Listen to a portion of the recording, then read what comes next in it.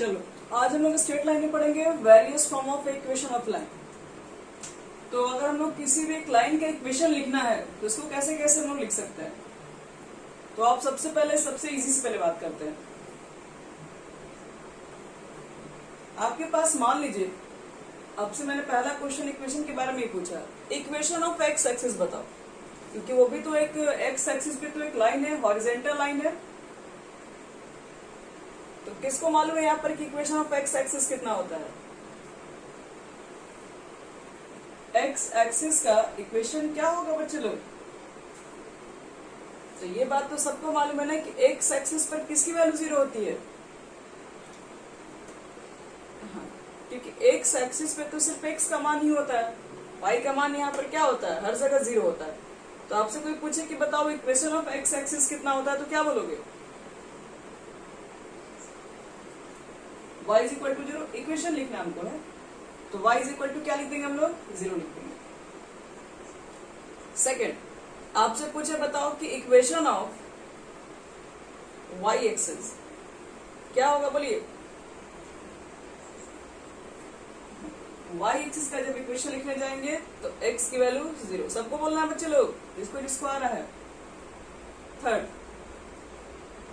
हम बोल रहे हैं कि इक्वेशन मुझे बताओ, equation of a line parallel to the y axis. एक लाइन का मुझे इक्वेशन बताओ जो कि y एक्सिस के पैरेलल है, तो उस लाइन का इक्वेशन क्या बोलोगे। तो पहले आपको एक थोड़ा सा फिगर हम बना दे रहे हैं। ये लाइन जो है वो y एक्सिस के पैरेलल है कि नहीं, बताओ। तो ये जो एल लाइन है,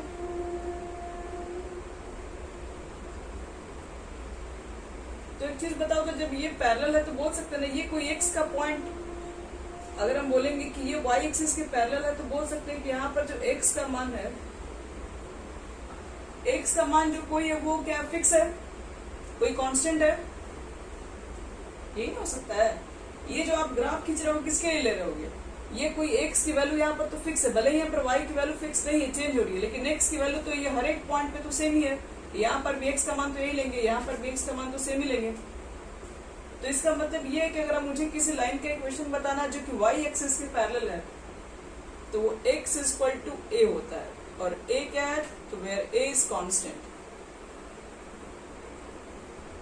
इसमें भी देखो क्वेश्चन क्या रहता है, equation of a line parallel to the y axis to the right side, यानी equation of line to the parallel right side of y axis. मतलब y एक्सिस की अगर राइट साइड है तो a का मान पॉजिटिव होगा। लेकिन ये बच्चे लोग लाइन यहाँ पर भी तो हो सकता था, अगर ये लाइन ये भी तो y एक्सिस के पैरेलल है, यहाँ पर भी अगर हम कोई लाइन लेंगे तो ये भी तो y एक्सिस के पैरेलल होगा। लेकिन ये लेफ्ट साइड है तो यहाँ पर तो x नेगेटिव मिलेगा, x इक्वल टू यहाँ पर क्या लिखना पड़ेगा फिर, -a। ये कब काम करेंगे हम लोग, जब आपके पास जो लाइन कहाँ होगा, लेफ्ट साइड रिप्रेजेंट होगा तब। ठीक है, यहाँ तक सबको समझ में आ रहा है। चलो, तो equation of line parallel to the y axis हो गया। अब हम बात करेंगे equation of line parallel to the x axis, वो कितना होगा।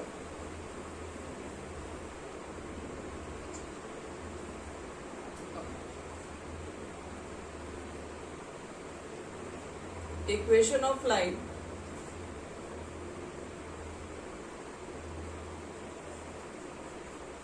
Parallel to the x axis.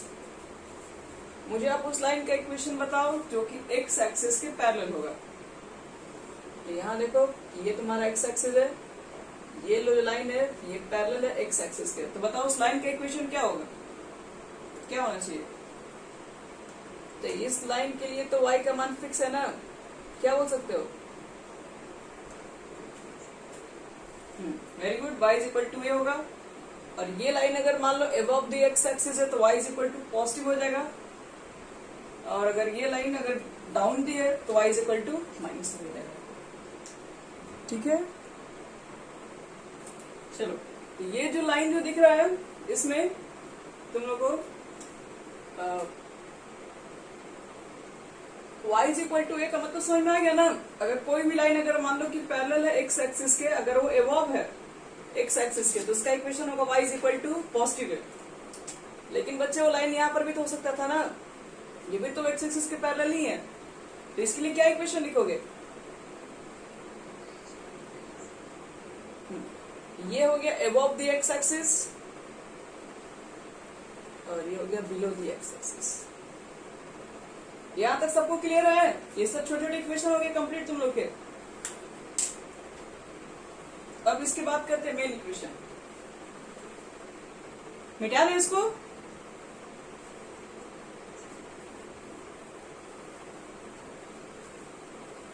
हो गया तुम लोग का? अभिषेक, हर्ष, Jitu,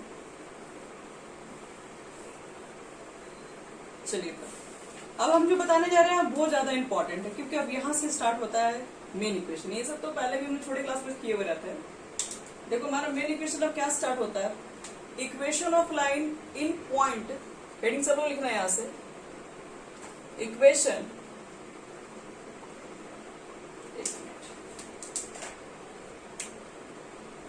equation of a line, ठीक है, लेकिन किस फॉर्म में? तो बोलते हैं इन पॉइंट स्लोप फॉर्म। आपको इक्वेशन ऑफ लाइन बताना है, लेकिन कैसा इक्वेशन ऑफ लाइन बताना है? जो कि पॉइंट स्लोप के फॉर्म में हो। कौन सा ऐसा इक्वेशन होगा? और चेक करते हैं। इसका पहले थ्योरी क्या होता है वो बता रहे हैं, फिर क्या प्रूफ करना वो बता रहे हैं। लिखो तो इसका theory, the equation of a non-vertical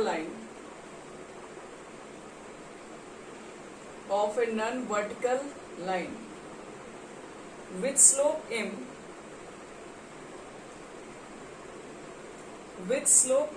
and passing through the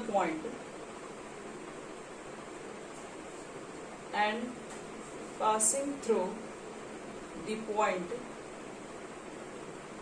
कौन सी पॉइंट है? x1 y1 इज कौन सा? देखो बच्चे लोग इक्वेशन होगा वो बता रहे हैं, y minus y1 is equal to m x minus x1। ये होता है। ये फॉर्मूला कब पुट करेंगे हम लोग? जब आपके पास एक इक्वेशन का लाइन निकालना होगा जो कि नॉन वर्टिकल है, क्योंकि वर्टिकल लाइन है तो बच्चे वो क्या है, वो y एक्सिस के पैरेलल है, उसका तो इक्वेशन हम ऐसे ही लिख देंगे। तो equation of non vertical line है जिसका स्लोप है m और वो एक पॉइंट से पास हो रहा है। जैसे एक फिगर अगर हम एक बनाए इसके लिए, तो मान लो एक लाइन है, जो कि ये लाइन आपको दिख रहा होगा, ये लाइन क्या एक पॉइंट से पास हो रहा है, तो पॉइंट पे नाम दे दे रहे हैं a, जिसका कोऑर्डिनेट ले रहे हैं x1, y1। और इस लाइन का स्लोप कितना है? स्लोप का मतलब अगर मान लो ये एक्स एक्सिस से थीटा एंगल बना रही है, तो इसके स्लोप को हम m से रिप्रेजेंट कर रहे हैं। तो इस लाइन का इक्वेशन क्या लिख सकते हैं? इस लाइन को L मान लेना फिलहाल। इस लाइन के लिए देखो बच्चे लोग क्या इक्वेशन लिखेंगे, ध्यान समझना, बहुत इजी है। एक चीज बताओ, अगर मुझे इक्वेशन निकालना अगर है तो हम लोग इस लाइन पर एक जनरल पॉइंट मान लेते हैं। इस लाइन पर अगर कोई भी एक जनरल पॉइंट होगा तो वो इस फॉर्म में तो जरूरी होगा। किस फॉर्म में? तो P मान लेते हैं x, y। अगर इस लाइन पे मान लो कोई एक अपने मन से एक पॉइंट लेंगे तो क्या लेंगे? x, y लेंगे, क्योंकि इक्वेशन आपको डिराइव करना है, तो इक्वेशन के अंदर x, y तो होना चाहिए ना जनरल फॉर्म्स का। अब इसको समझो ऐसे, हम लोग मान ली कि इसी लाइन पर एक पॉइंट P है, तो बताओ तो ये दो पॉइंट हो गया कि नहीं इस लाइन पर? और दो पॉइंट से तो स्लोप निकाल सकते हैं ना। चलो बताओ तो स्लोप ऑफ लाइन कितना हो जाएगा? स्लोप ऑफ लाइन L, यहाँ लिख रहे हैं स्लोप ऑफ लाइन L। ध्यान से सोचना बच्चे लोग, क्या हो जाएगा? y माइनस y1, ठीक है, x माइनस x1। और जो स्लोप है इस लाइन को, स्लोप को किससे रिप्रेजेंट किए हैं? स्लोप m होता है ना, हाँ, m से रिप्रेजेंट किए हैं। तो बताओ आप इसको क्रॉस मल्टीप्लीकेशन करेंगे तो कितना हो जाएगा, ये यहाँ पर मल्टीप्लाई हो जाएगा, तो लिख सकते हैं m x minus y minus y 1 हो जाएगा। और इसको अगर फिर से अगर हम अरेंज कर दो, इसको इधर लिख दो और इसको इधर लिख दो, तो प्रूफ हो जाएगा कि नहीं है, y minus y1 is equal to m x minus x। चलिए ये फॉर्मूला आप तब पुट करेंगे जब आपके पास एक पॉइंट दिया हुआ रहेगा, एक पॉइंट बोले तो x1 y1 दिया रहेगा, और क्या दिया रहेगा, उस लाइन का स्लोप दिया रहेगा। स्लोप मिल जाए, एक पॉइंट मिल जाए, तो आप इक्वेशन निकाल सकते हैं। चलो इस पे क्वेश्चंस भी देंगे और फिर दूसरा फॉर्म भी बताएंगे। यहां तक नोट कर लिए सब लोग?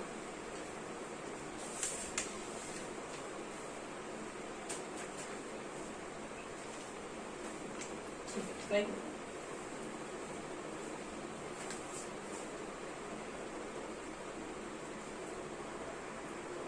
चलो देखते हैं इस इक्वेशन पे कैसे कैसे क्वेश्चंस हो सकते हैं। तुम्हारा हो गया आशा ना?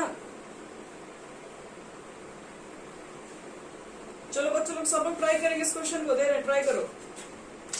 क्वेश्चन आपके पास ये है, find the equation of line. Question note करो, find the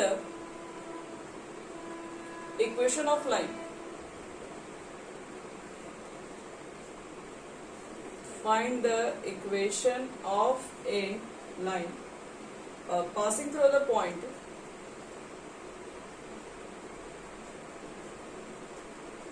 passing through the point 4, 3 and having slope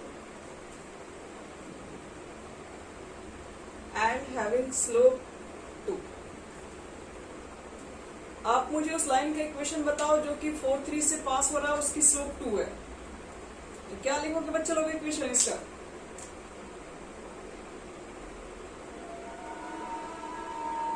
क्या लिखोगे? द इक्वेशन ऑफ लाइन अगर पास हो रहा है x1 y1 पॉइंट से, पासिंग थ्रू द लिख देना, passing through the point x1 y1 and slope m कितना होता है इसका फॉर्मूला? अगर एक लाइन का इक्वेशन जो कि x1 y1 से पास हो, इसका स्लोप m हो, तो क्या लिखते हैं इक्वेशन? y माइनस y1 और m। ठीक है, आपके पास ये x1 y1 पॉइंट था, देखो तो यहाँ पर पॉइंट कितना दिया हुआ है? Here x1 is equal to है 4, y1 इज इक्वल टू है 3 और स्लोप यानी m का मान कितना है 2। पुट कर दो इक्वेशन में, जो आएगा आंसर हो गया। तो y माइनस 3 और 2 x माइनस 4, तो आ जाएगा बच्चे लोग, इसको उधर भेजो, 2x माइनस y और माइनस 8 है और इधर प्लस 3 यानी माइनस 5 इज इक्वल टू 0। आगे समझ में सबको? और देखो बच्चे लोग, तुम लोग को जीतू एंड हर्ष आप लोग रिस्पॉन्स नहीं कर रहे हैं, समझ में आया नहीं? कम से कम आना जवाब देना पड़ेगा सबको।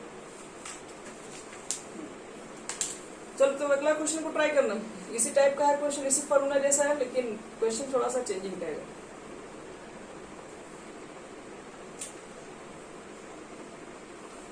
चलो नेक्स्ट क्वेश्चन देखो बच्चे लोग, आपसे कह रहा है कि find the equation of a line.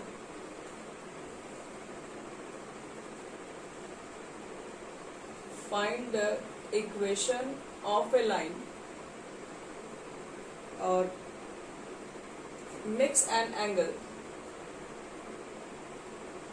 makes an angle of 135 degree with the x-axis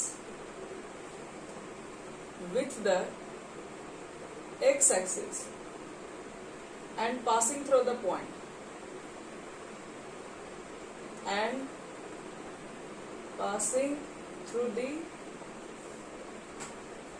वो कौन सा पॉइंट है? 3,5। देखो तो बच्चे लोग कैसे बनाओगे इस क्वेश्चन को? पूछ रहे कैसे बनाओगे बोलो?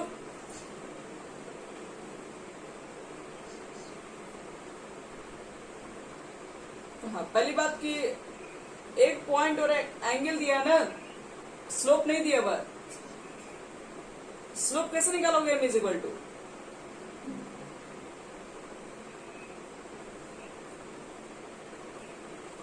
हाँ ठीक है, m is equal to slope निकालेंगे तो tan थीटा, और थीटा का मान 135 पुट कर दोगे तो 135 की वैल्यू याद है, हाँ 180 में से 14 माइनस कर देंगे तो आ जाएगा -tan45 यानी कि -1। चलो स्लोप निकल गया -1, स्लोप निकली गया और चलो एक पॉइंट दिया हुआ था, इक्वेशन क्या होता है y माइनस y1, तो y1 की जगह पर कितना पुट कर दे 5, और होता है m, तो m की जगह पर -1 रखोगे, x माइनस x1, x1 कितना है 3 है, तो y माइनस 5 मल्टीप्लाई कर दो -x प्लस 3, इसको इधर लेके आ जाओ, x प्लस y, इसको इधर भेजो 8। आगे सबको समझ में,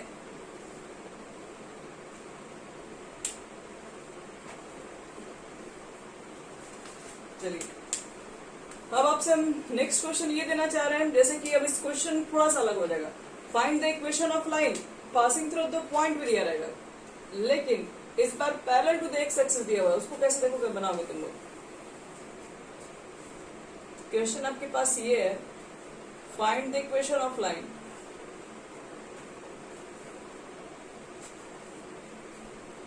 आपको उस लाइन की इक्वेशन निकालनी है जो पास हो रहा है, पासिंग थ्रू द पॉइंट लिखो,